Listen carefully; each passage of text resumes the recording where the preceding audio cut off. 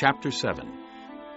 After this, Jesus went around in Galilee, purposely staying away from Judea because the Jews there were waiting to take his life.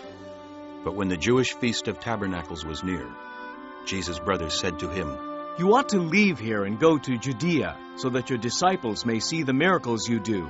No one who wants to become a public figure acts in secret. Since you are doing these things, show yourself to the world." For even his own brothers did not believe in him. Therefore Jesus told them, "The right time for me has not yet come. For you, any time is right. The world cannot hate you, but it hates me, because I testify that what it does is evil. You go to the feast. I am not yet going up to this feast, because for me the right time has not yet come." Having said this, he stayed in Galilee. However, after his brothers had left for the feast, he went also, not publicly, but in secret. Now, at the feast, the Jews were watching for him and asking, "Where is that man?" Among the crowds there was widespread whispering about him. Some said, "He is a good man." Others replied, "No, he deceives the people." but no one would say anything publicly about him for fear of the Jews. Not until halfway through the feast did Jesus go up to the temple courts and began to teach. The Jews were amazed and asked, "How did this man get such learning without having studied?" Jesus answered, My teaching is not my own. It comes from him who sent me. If anyone chooses to do God's will, he will find out whether my teaching comes from God or whether I speak on my own.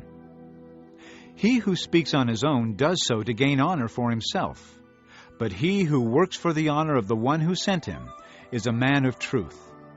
There is nothing false about him. Has not Moses given you the law? Yet not one of you keeps the law. Why are you trying to kill me? "You are demon-possessed." The crowd answered. "Who is trying to kill you?" Jesus said to them, I did one miracle, and you are all astonished. Yet because Moses gave you circumcision, though actually it did not come from Moses but from the patriarchs, you circumcise a child on the Sabbath. Now if a child can be circumcised on the Sabbath so that the law of Moses may not be broken, why are you angry with me for healing the whole man on the Sabbath? Stop judging by mere appearances and make a right judgment." At that point, some of the people of Jerusalem began to ask, "Isn't this the man they are trying to kill?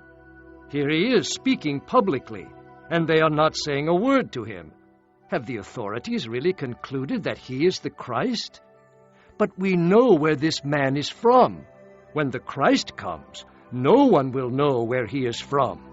Then Jesus, still teaching in the temple courts, cried out, Yes, you know me, and you know where I am from. I am not here on my own, but he who sent me is true. You do not know him, but I know him, because I am from him, and he sent me. At this they tried to seize him, but no one laid a hand on him, because his time had not yet come. Still, many in the crowd put their faith in him. They said, "When the Christ comes, will he do more miraculous signs than this man?" The Pharisees heard the crowd whispering such things about him. Then the chief priests and the Pharisees sent temple guards to arrest him. Jesus said, I am with you for only a short time, and then I go to the one who sent me.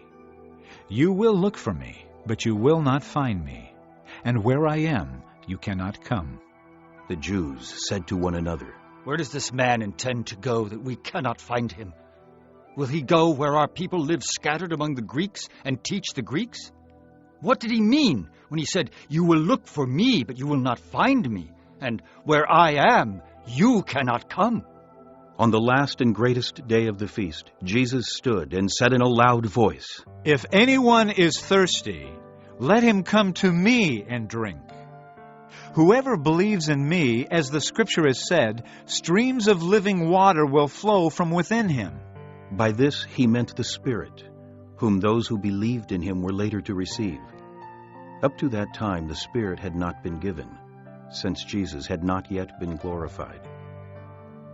On hearing his words, some of the people said, "Surely this man is the prophet."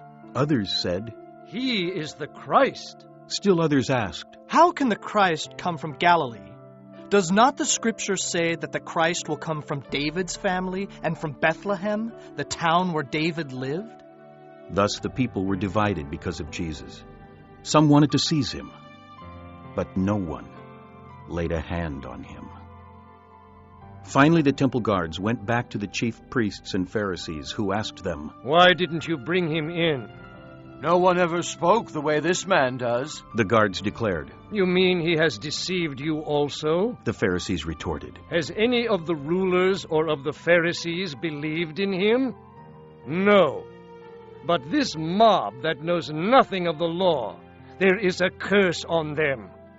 Nicodemus, who had gone to Jesus earlier and who was one of their own number, asked, "Does our law condemn anyone without first hearing him to find out what he is doing?" They replied, "Are you from Galilee too? Look into it, and you will find that a prophet does not come out of Galilee." The earliest manuscripts and many other ancient witnesses do not have John chapter 7, verse 53 through chapter 8, verse 11. Then each went to his own home.